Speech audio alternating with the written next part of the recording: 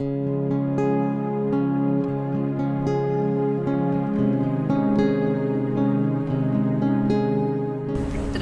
казвам се Царинка Тенева, аз съм йога инструктор. Живея и работя в град Казанлък, центъра на Розовата долина на България.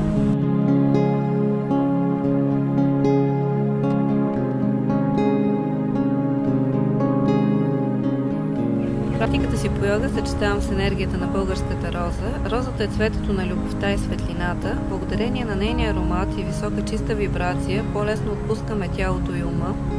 Възстановяваме баланса на собствената си енергия.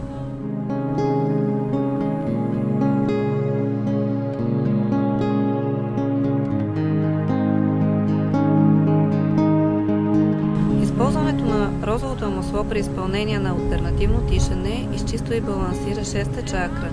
Също спомага и за по-лесно навлизане в медитативна техника.